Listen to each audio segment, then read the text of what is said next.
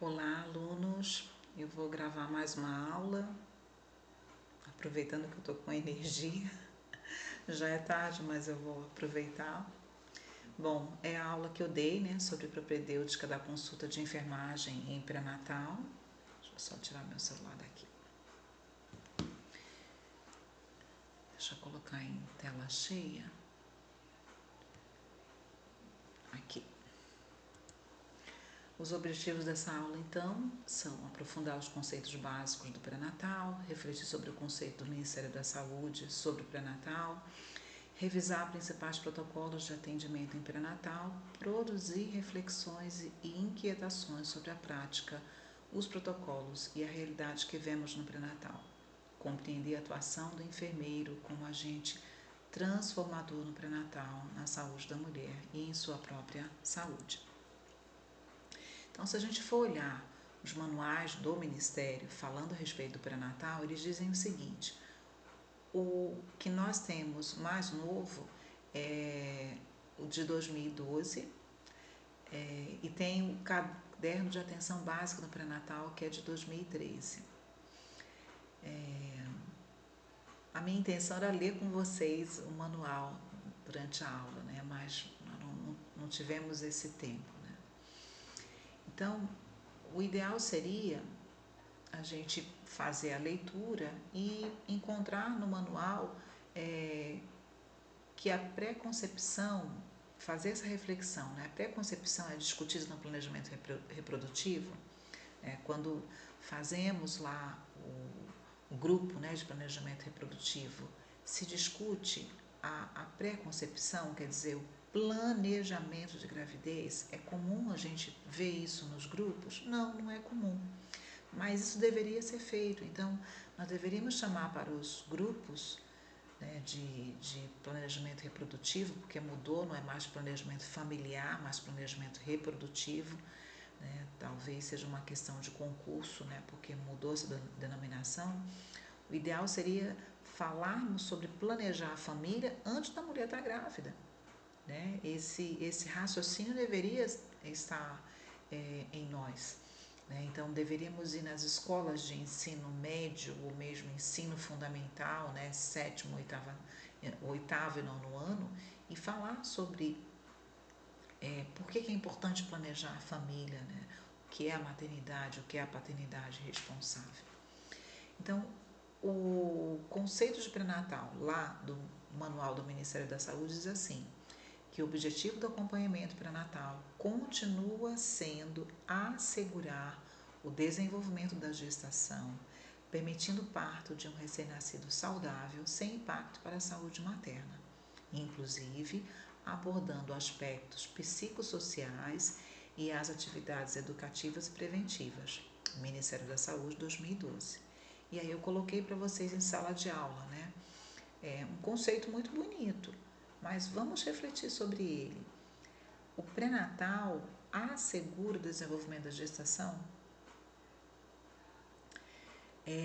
O pré-natal permite que o parto de um bebê recém-nascido seja realmente saudável? Ele permite isso sempre? Sem impacto para a saúde materna? Não garante. Mas está lá escrito. Mas nós vamos discordar do que está escrito no manual do Ministério? Sim, vamos discordar, porque nós somos seres pensantes. O enfermeiro é um ser que raciocina, né? E ele é capaz de ler, né, ouvir, ler e raciocinar, né, se esse conceito está correto ou não. É a mesma coisa em relação ao conceito da Organização Mundial de Saúde sobre saúde mental, saúde, né? Que o conceito da OMS fala assim, que saúde é um completo bem-estar físico, psicossocial e não somente a ausência da doença. Completo bem-estar, esse conceito é errado, né? Ele está equivocado. Então, nós podemos ver o que está escrito, mas nós podemos fazer uma crítica a respeito. Não é criticar o Ministério, mas criticar o que está escrito. Deveria estar escrito de outra forma, né? Quem sabe um de vocês possa Um dia ser um técnico lá do Ministério da Saúde ou poder dar uma sugestão, e a sugestão seria essa: vamos mudar esse conceito, porque esse conceito está errado. Né?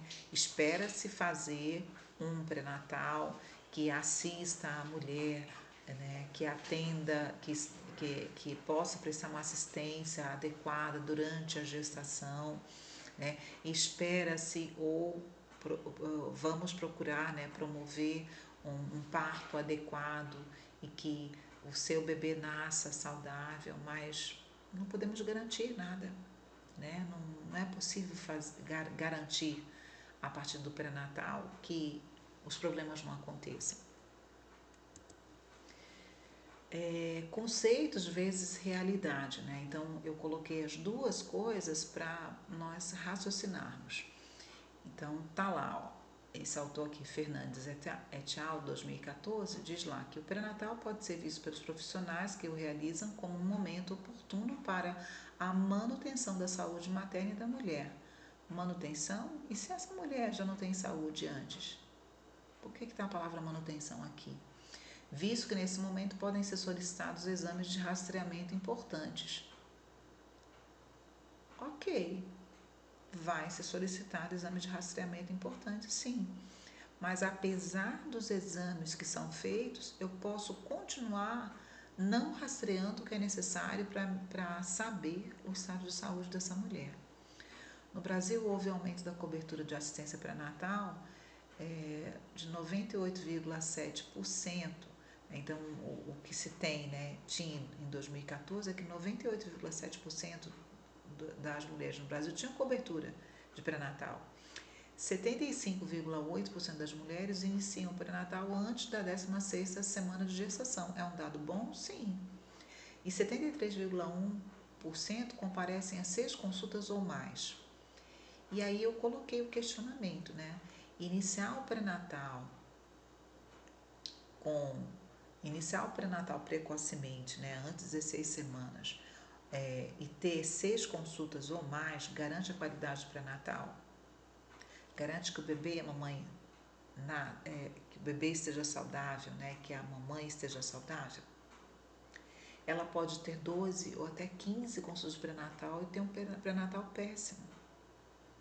E o que é básico e importante ser avaliado, ter sido investigado, não foi. Então, número de consultas de pré-natal, claro, você vai responder a um concurso, a qualquer coisa que se pergunte, vão falar que no mínimo é necessário que a mulher tenha pelo menos 6 consultas durante o pré-natal. Ok. O que eu estou falando para vocês é o número de consultas não é igual à qualidade do pré-natal. E o que nos interessa é qualidade. Por exemplo, eu posso atender uma gestante que não compareceu no início da gestação. Ela veio na primeira consulta com 24 semanas, terceiro trimestre. Mas eu posso trabalhar com essa gestante até o parto dela e oferecer uma qualidade tal no pré-natal dela que vai valer por tudo que ela perdeu antes. Né? E eu posso rastrear muita coisa que normalmente não seria rastreada, mas eu vou rastrear e eu vou fazer uma intervenção efetiva no pré-natal dessa mulher para melhorar o desfecho para o parto. Percebe? É isso que eu queria que vocês raciocinassem. Não é dizer que está errado 6 consultas ou mais pré-natal, não. Quanto mais cedo ela entrar no pré-natal, está correto, está tudo certo. O que eu quero refletir com vocês é que o número de consultas de pré-natal e o fato dela iniciar precocemente não significa que a gente tenha a garantia de um bom pré-natal. A garantia de um bom pré-natal se dá se eu tenho um profissional atualizado, atento, responsável na condução do pré-natal. É isso que vai garantir, tá? Não o número nem a precocidade de início do pré-natal. Senão nós não teríamos problemas, né? Não teríamos morte, não teríamos problemas. Estaria tudo perfeito. Quantas e quantas vezes discutimos casos lá no comitê de mortalidade e a gente percebe nitidamente que a falha aconteceu no pré-natal. Ela fez pré-natal. Às vezes tem lá 10 consultas de pré-natal, 12 consultas de pré-natal e foi a óbito. e era algo que deveria ter sido percebido lá no pré-natal. Então, essa reflexão é muito importante para nós. O enfermeiro pode e deve assumir as consultas de pré-natal de risco habitual. Isso está no manual do Ministério já há muitos anos. Há muitos anos está dito lá que o enfermeiro pode assumir totalmente as consultas de pré-natal de baixo risco, ou então fazer consultas intercaladas com o médico. E se for um enfermeiro obstetra, melhora ainda a qualidade desse pré-natal, porque ele vai entender especificamente, de forma muito mais detalhada sobre as modificações na gravidez, como rastrear precocemente os riscos, como evitar os danos. Ele vai ter muito mais competência do que um enfermeiro generalista, e ponto. Isso é totalmente verdade. Inclusive, o enfermeiro ele pode participar do pré-natal de alto risco. Isso não está no manual do Ministério, mas assim, há instituições públicas que atuam com o enfermeiro no pré-natal de alto risco. Eu conheci, por exemplo, o Hospital Sofia Feldman, lá em Belo Horizonte, e eles têm enfermeiro no pré-natal de alto risco. Tem o médico e tem o enfermeiro. E a gestante é atendida pelos dois profissionais e tudo ótimo. Quem vai ganhar? A gestante, porque ela vai ter uma qualidade pré-natal maravilhosa. Então, deveria haver mais envolvimento dos enfermeiros para tentarem pleitear essa consulta no pré-natal de alto risco. Mas como assim vai fazer intercalada? Não, faz no mesmo dia. Ela pode vir e passar com o enfermeiro, ter aquela baita consulta e depois passa com o médico. Nenhum problema. Ela sana as dúvidas, ela tem o acolhimento, tudo que nós fazemos numa consulta, e depois ela vai para a consulta médica. Não há nenhum problema nisso. Então, isso poderia ser feito. É um absurdo o padrão de um enfermeiro fazer apenas a primeira consulta. Infelizmente, no município de São José dos Campos é assim que funciona, mas isso é uma tragédia. É uma tragédia. O enfermeiro, para pedir os exames de rotina do pré-natal, para fazer o HCG, lançar essa gestante no sistema e pronto, e acabou. É um horror isso, sendo que assim, é recomendação do Ministério já há tantos anos. Então, é uma tragédia a gente vê que esse formato ainda continua, e tantos e tantos municípios a gente vê que é diferente. Então, eu luto para que essa realidade, e espero realmente que essa realidade seja modificada. Então, todas as evidências, deixa eu corrigir aqui, que eu não coloquei um S aqui que está faltando. Todas as evidências mostram que o pré-natal de risco habitual pode ser conduzido pelo enfermeiro, melhor ainda o enfermeiro obstetra, é o que eu falei. Já falei do risco. Se eu não consigo atender porque é rotina no município, e se eu não consigo atender porque é rotina no município onde moro? Bom, precisamos enviar memorando, mostrar evidências, cobrar mudança. Podemos organizar grupo de gestante em horário estratégico para trazer os pais também, envolver a família. Então, você como enfermeiro numa OBS, é super importante, é fundamental ter o grupo de gestantes. Mas não é só para a gestante vir, é importante que o marido, o companheiro, o cônjuge dela venha junto com ela. Então, será que eu poderia abrir a unidade às 19 horas ou às 6h30 para que esse companheiro venha? Mas não vai ser o horário, pede uma vez por mês ou uma vez a cada 15 dias você vai abrir a unidade nesse horário. Você precisa de 2, 3 funcionários, ou 2 dão conta para ficarem com você na unidade. E faz um encontro de 1 hora, 1 hora e meia.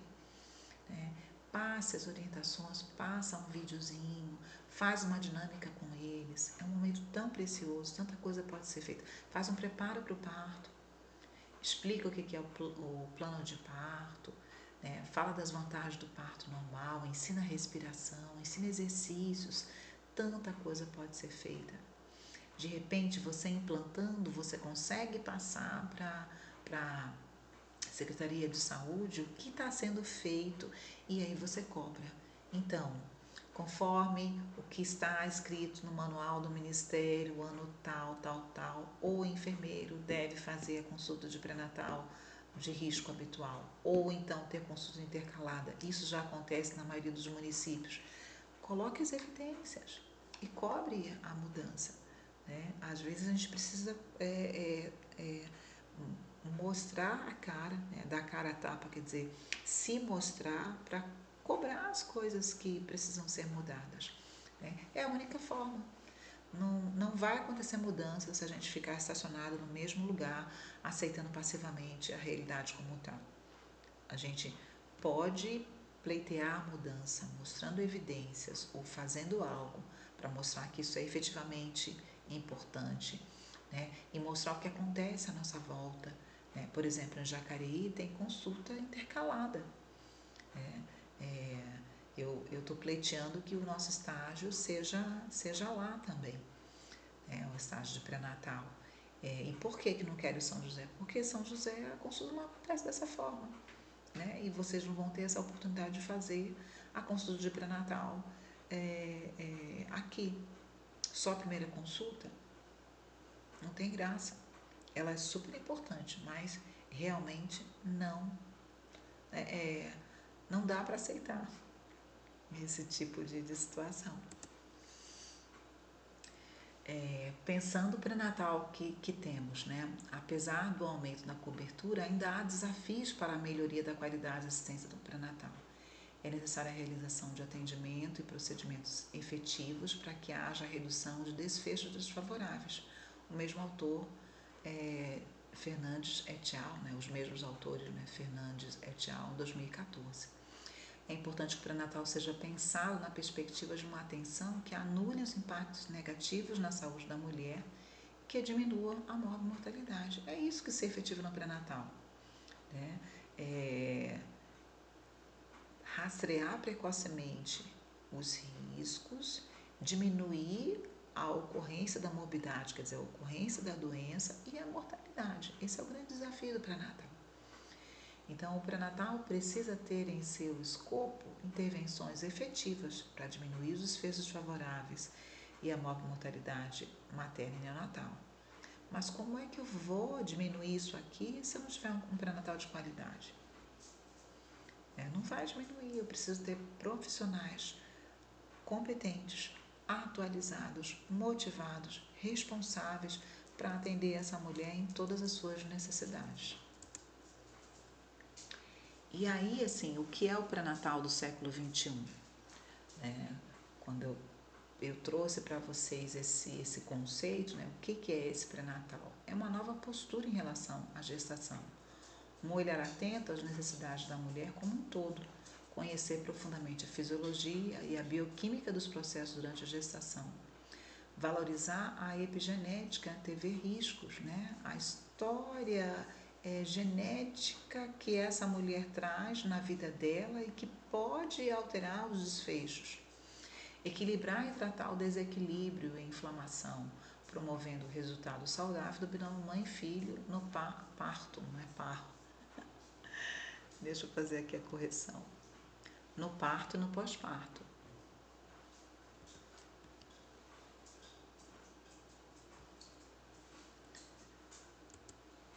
Então, mitos do século XX, né, o século passado, que precisam ser modificados. Repouso absoluto não deve ser indicado. Antes falava assim, né? A gestante precisa de repouso absoluto porque está com risco de abortamento. Não, ela precisa se movimentar. Por que se fala isso? Porque os estudos mostraram que fazer ou não o repouso não interfere no resultado. Né?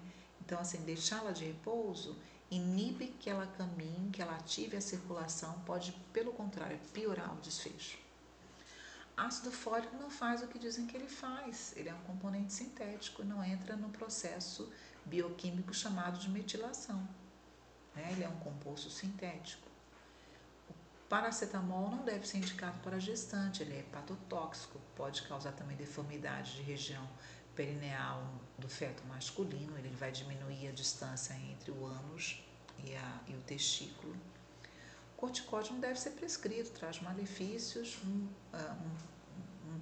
muitos malefícios para o feto, né? Então, deveria se pensar várias e várias vezes, traz malefícios, tirar esse muito aqui,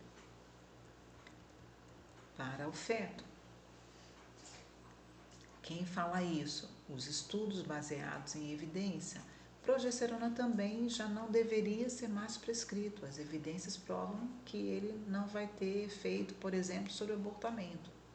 Pode ser que ele tenha um efeito relativo no caso de áreas de descolamento da placenta, mas para prevenir abortamento já tem evidências científicas que mostram que não faz diferença. A epigenética, o que é? Ela diz respeito à alteração do DNA, que não modificam sua sequência, mas afetam a atividade de um ou mais genes. Adicionar compostos químicos a genes, por exemplo, pode alterar sua atividade sem necessariamente promover mudanças no DNA.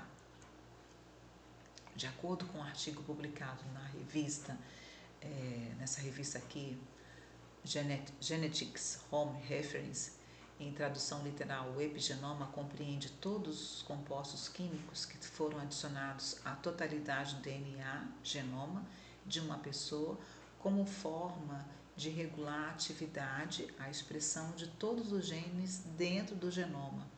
Segundo o mesmo estudo, os compostos químicos do epigenoma não fazem parte da sequência do DNA, mas estão no DNA ou estão ligados ao DNA. Então, a epigenética diz respeito a alterações desse DNA, que não vão modificar a sequência, mas vão modificar a atividade desse gene. Isso é epigenética. O que a gestante recebe ou não vai interferir na epigenética. Então, assim, se ela deixa de receber o metilfolato e recebe o ácido fólico, ela pode ter interferência na epigenética. O feto pode ser alterado, a epigenética dele, né? Esse bebê pode ter alteração no tubo neural, por exemplo, porque faltou metilfolato. Ah, mas ela recebeu ácido fólico e o ácido fólico previne. Não, o ácido fólico sintético não previne, o metilfolato previne, né? Então, tem uma série de alterações que a falta do metilfolato produz, que estão relacionadas com a epigenética. Mas por quê? Porque ela deixou de receber o que precisava, a gestante deixou de receber o que precisava. Nesse contexto, é conhecido que eventos perinatais podem afetar o eixo hipotálamo pituitário adrenal, que é o HPA, que está relacionado à resposta ao estresse por meio da secreção de hormônios glicocorticoides. Por exemplo, o crescimento fetal está relacionado à modulação da resposta ao estresse em criança, embora não se saiba exatamente a medida desta influência. E aí é preciso proteger a mulher grávida desse estresse. Quanto mais estresse materno, mais cortisol, mais a área responsável pelo afeto e senso do que é certo e errado danificada. Aí eu deixei para vocês lerem essa tese Ciência do Início da Vida, que mostra vários e vários estudos falando sobre o estresse materno e o que isso causa no bebê, né?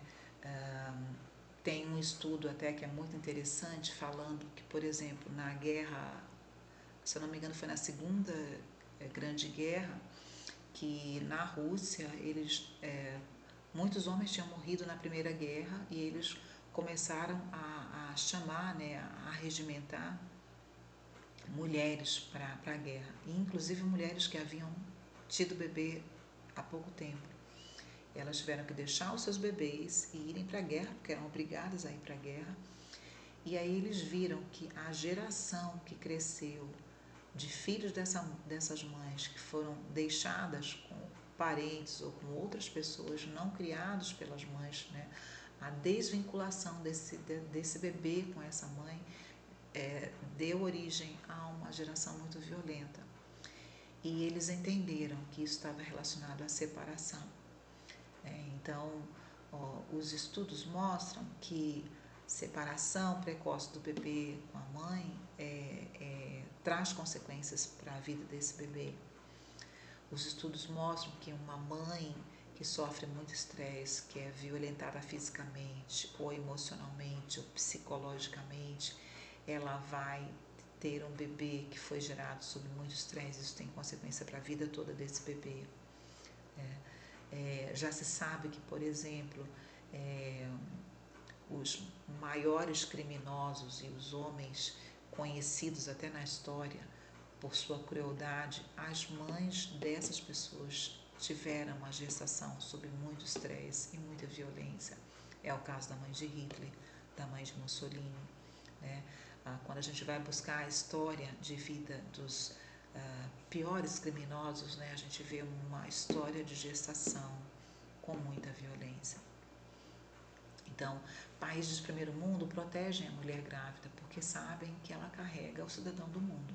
É o caso da Noruega, por exemplo, que tem 2 anos de licença maternidade e que eles têm como hábito, se a mulher engravida e ela trabalha em um setor, né, o trabalho dela faz ela ter estresse, a primeira coisa que eles fazem ao saberem que ela está grávida é tirar ela desse setor e colocar ela em um ambiente tranquilo.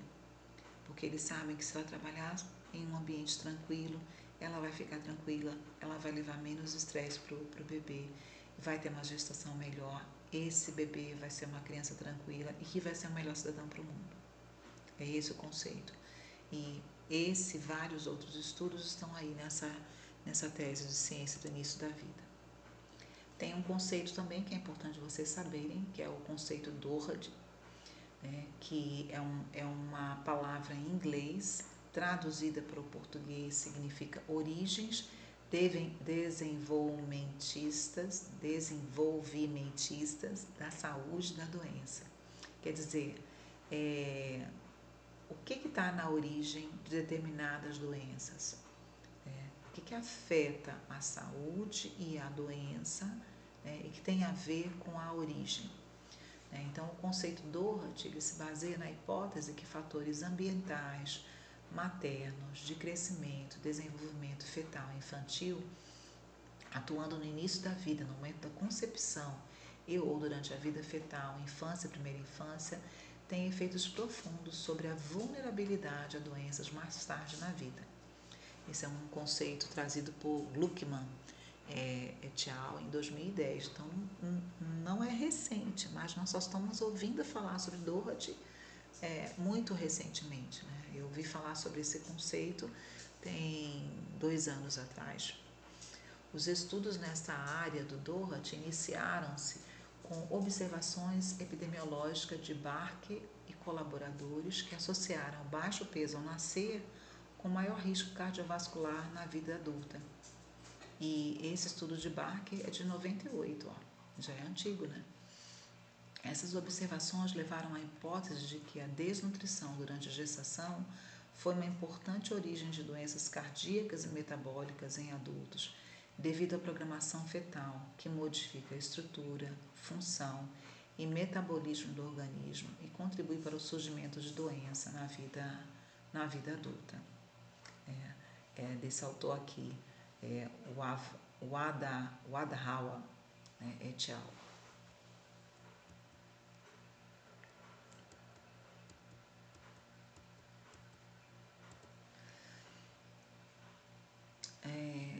Os pesquisadores Becker, já falei sobre isso, né?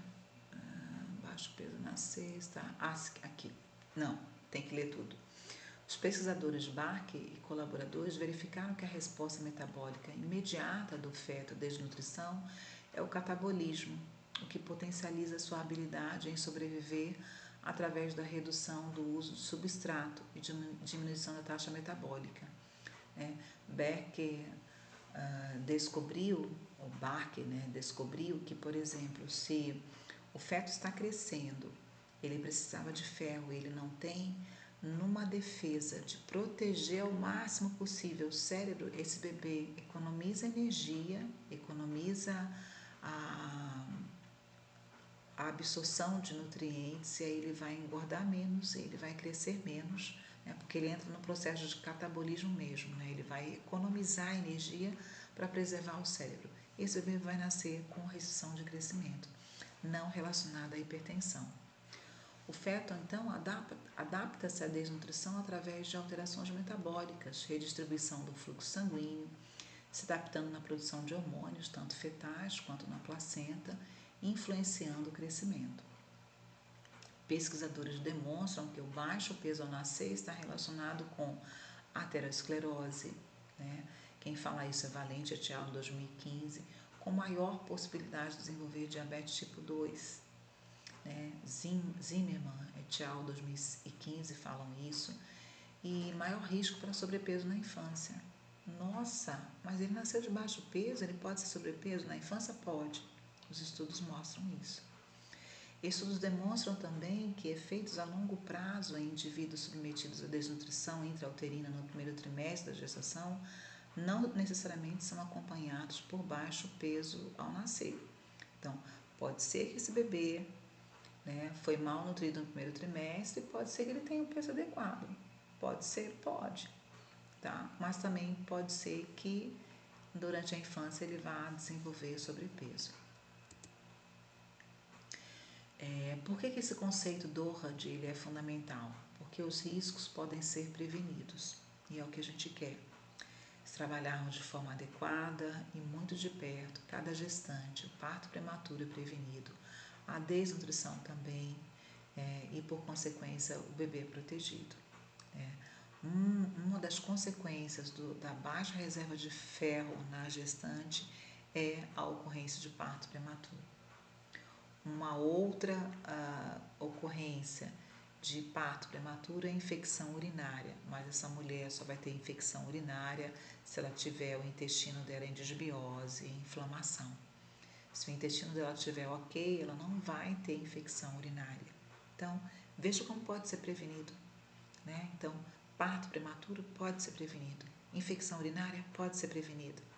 Por isso que eu falei na aula de pré-natal sobre não considere normal uma gestante com constipação. A gente tem que fazer algo urgente para melhorar as condições do funcionamento do intestino dela, né? Porque senão todo o metabolismo, toda a absorção de nutrientes vai estar comprometido, logo esse feto vai estar comprometido. Essa mãe vai estar comprometida, esse feto vai estar comprometido. E eu também coloquei uma chamada de atenção aqui, ó, não engesse, olhe a necessidade. Né? Então, o protocolo está lá, né? Uma consulta por mês, ok, mas isso não pode estar engessado, eu vou avaliar caso por caso. Né? Então, o manual do Ministério diz que até a 12ª semana de gestação deve ocorrer a primeira consulta de pré-natal. Então, o ideal é que aconteça até 12 semanas a primeira consulta. Até 28 semanas as consultas devem ser mensais, de 28 a 36 devem ser quinzenais e de 36 a 41 semanas as consultas devem ser semanais. Não existe alta de pré-natal, nem no SUS e nem no sistema privado, só que no privado eles dão alta, né? Às vezes em serviço público também a gente ouve isso. Ai, você não precisa vir mais nas consultas, daqui para frente vá no hospital. Não é isso, não existe alta de pré-natal. Né? Então, por exemplo, se a gestante fez um HCG, está chorosa, está triste com a gravidez, né? Ela ficou chocada ao saber que está grávida, quando você vai agendar a consulta? Quando tiver vaga na agenda? Não, você vai agendar o mais rápido possível. Quando vai ser o retorno dessa gestante? Daqui a um mês? Não. Agende ela para daqui a 2 semanas ou daqui a uma semana. Vai depender da sua conversa com ela. Ela vai precisar ser vista com maior periodicidade. Isso não está lá no protocolo, mas é uma conduta assertiva do profissional que é competente e atento à gestante. Se ela engravidou, até queria esse bebê, mas ele não veio na hora correta, ela está desempregada, ou o companheiro desempregado, pai do bebê desempregado, ou ela fala com você que ela queria o bebê, mas o companheiro dela não aceitou a gestação, você vai conduzir a gestação dela mensal, Não, você vai agendar com maior periodicidade para você mesmo.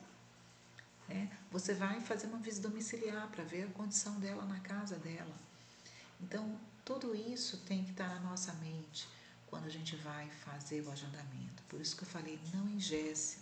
Ai, não quero nem saber, vai marcar daqui a um mês. Não. Cada caso vai ter que ser visto na sua individualidade.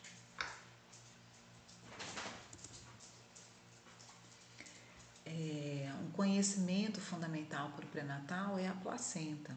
Então, eu comentei na aula anterior, né?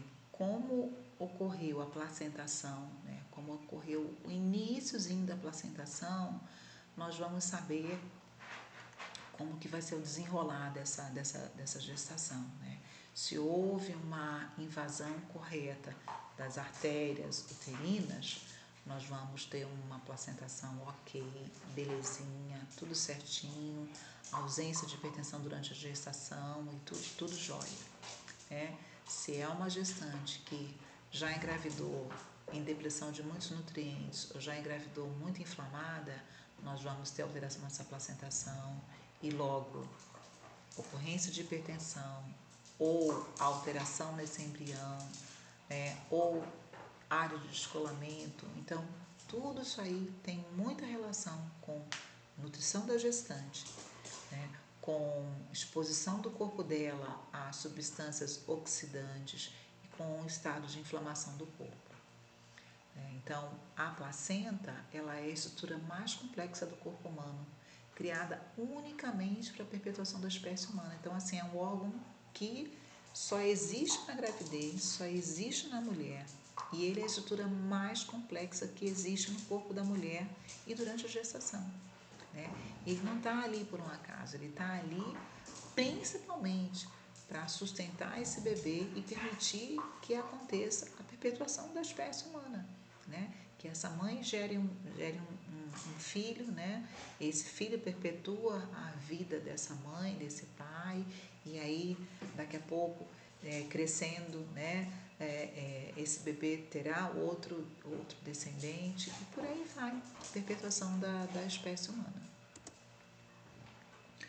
Então, a placenta humana é a estrutura mais complexa de todos os mamíferos, Então, dentre todos os mamíferos, a placenta humana é a mais complexa, Ela é hemocoriônica, ou seja, ela depende diretamente de sangue, é altamente invasiva e depende estritamente da nutrição materna.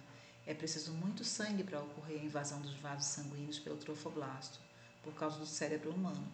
Então, assim, a placenta precisa estar bem formada, por quê? Porque o cérebro fetal precisa crescer de forma adequada.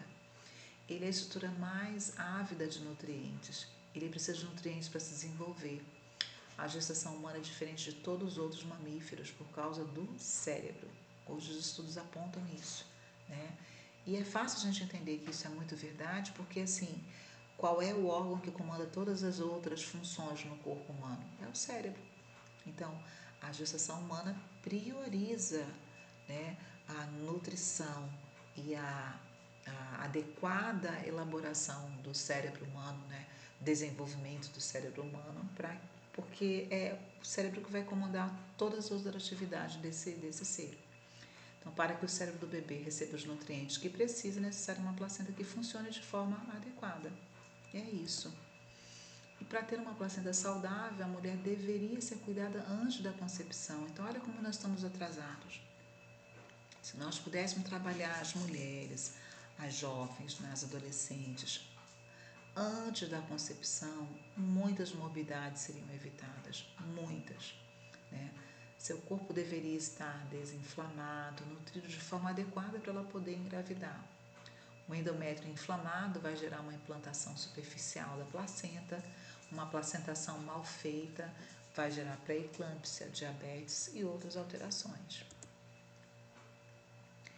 E aí aqui eu chamo de novo a atenção, como eu falei na aula anterior que eu gravei, preste atenção na menarca. Então, estou lá fazendo a anamnese, Eu coloquei aqui as referências para vocês saberem, Em obstetrícia, a idade precoce da menarca está associada também ao risco de desenvolver diabetes gestacional, parto prematuro, restrição de crescimento intrauterino. Portanto, a idade da menarca pode ser um potencial biomarcador para predizer o aparecimento tardio de desfechos adversos. Então, é referência recente, 2022, que aponta para isso. Só um instante. Só um instante.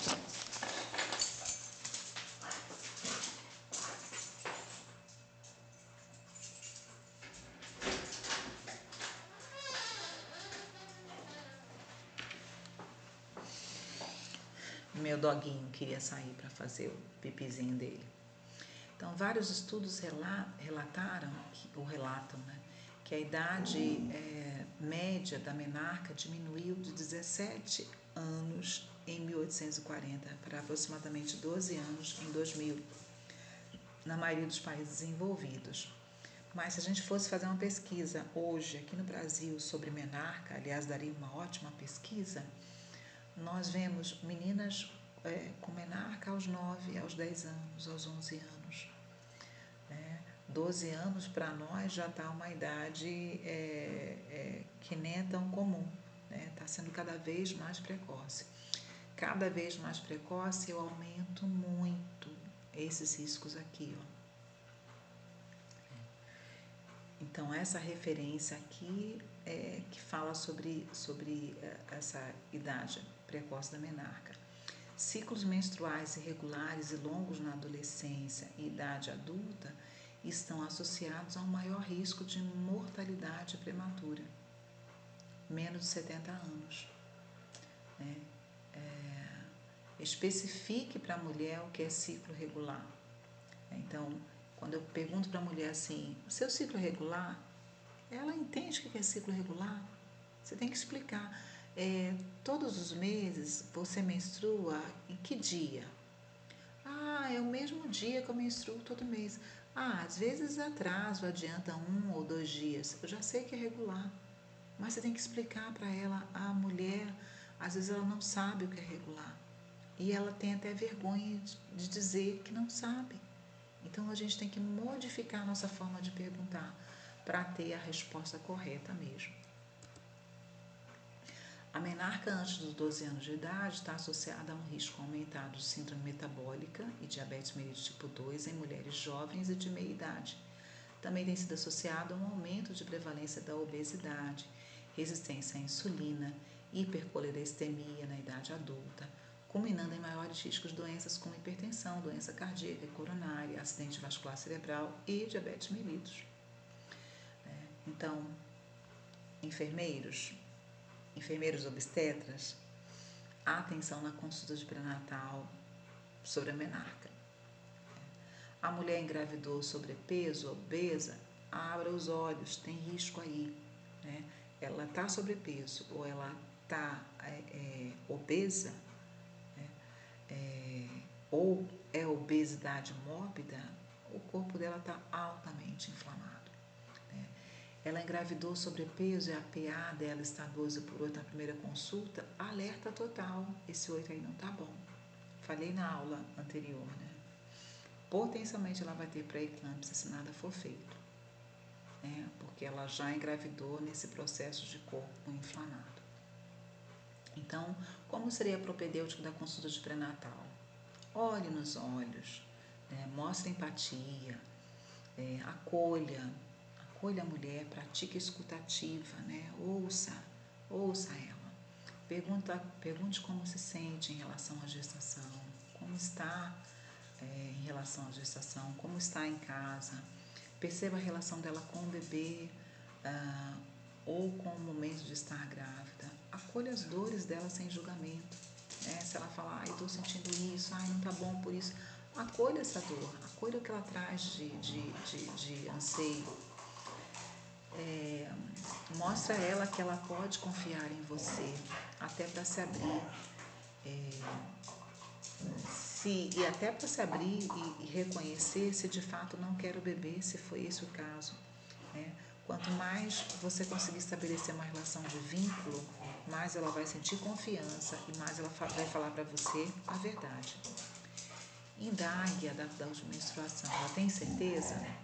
Faça a data provável do parto, calcule a EG, pergunte sobre qual foi a última refeição que fez, o que comeu, né?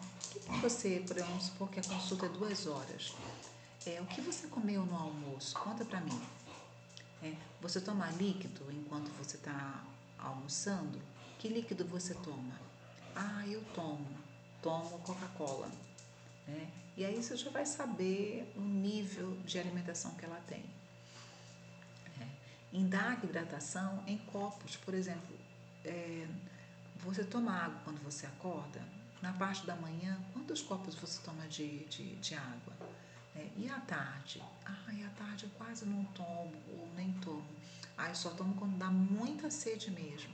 Tudo aí você vai sabendo, né? Se ela está com uma hidratação adequada ou não. Pesar a gestante é fundamental. E aí você faz o cálculo do peso, né? Vezes 40 ml para saber a quantidade de líquido que ela deveria estar tomando. Proceder ao exame físico, sinais vitais, avaliação do couro cabeludo, das mucosas oculares, oral, língua, gengiva, estado dos dentes. Quando foi a última vez ao dentista? Já agende a consulta com o dentista, né? Então, assim, se ela tem cárie, se ela tem algum processo inflamatório, isso pode induzir a uma série de alterações, inclusive a parto prematuro. Né? Então, já deixa agendada a consulta com o dentista. Avalie os exames laboratoriais, proceda aos testes rápidos, faça os pedidos dos exames. Se possível, inclua ferritina, transferrina. Eu acabei não colocando aqui, mas vou colocar agora saturação da transferrina, que são os 3 marcadores do ferro, vitamina B12, D, C e zinco. Deixa eu colocar aqui saturação da transferrina. Peraí. Transferrina. Saturação da transferrina.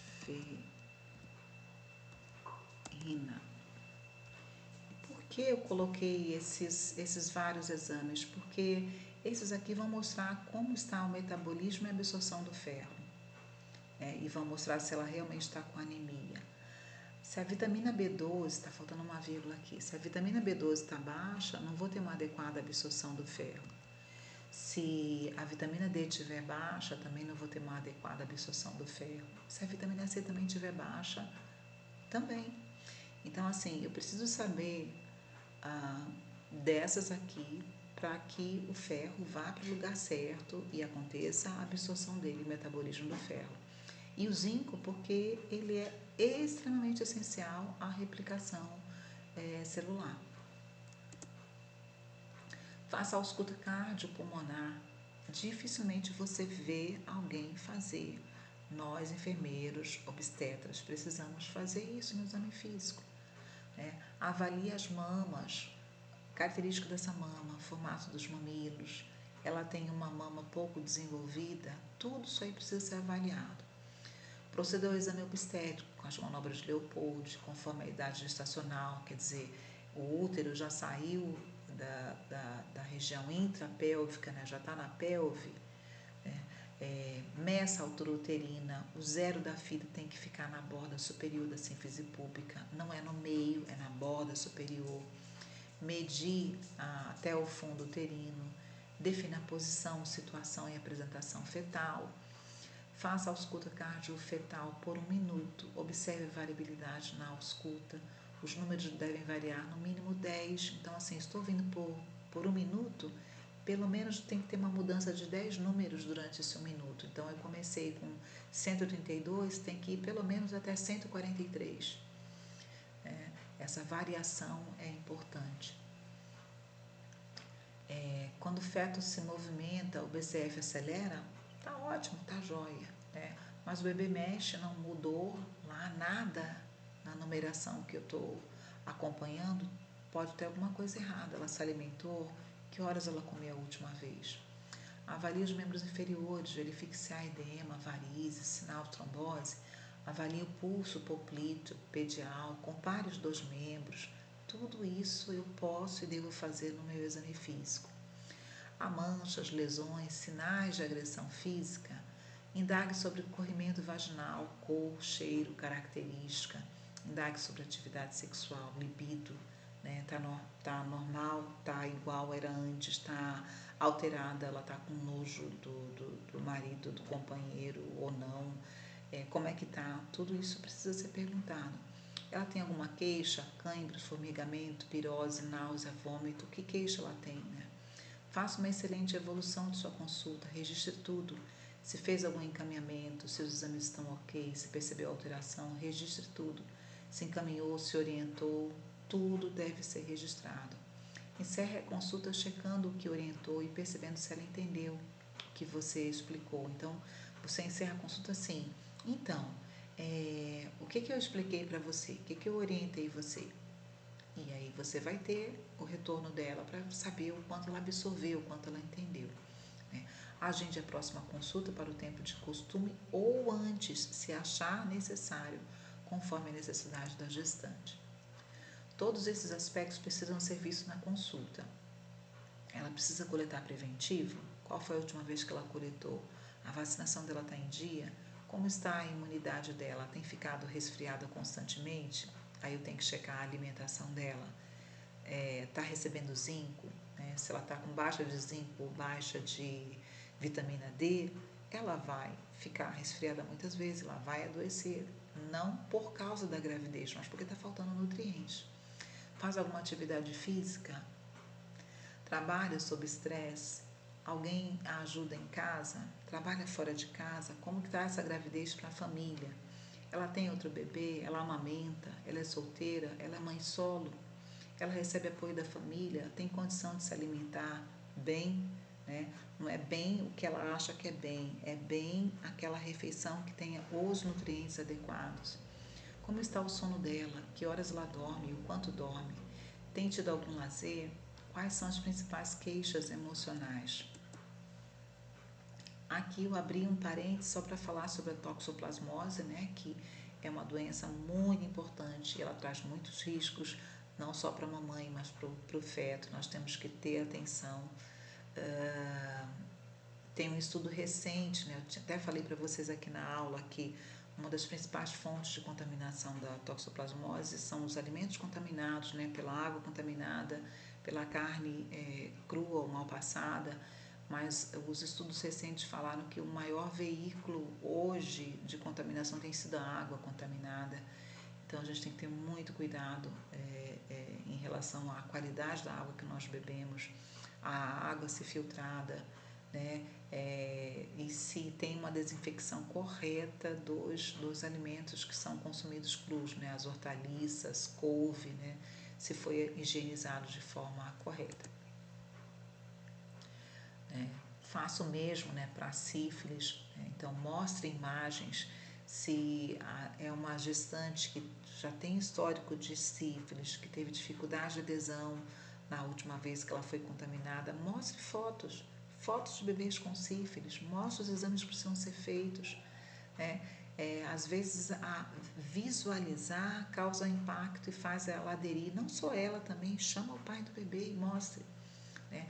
Para deixar claro que a sífilis é uma doença perigosa, né? Os malefícios dela para a gestante, para a pessoa que está contaminada e para o bebê.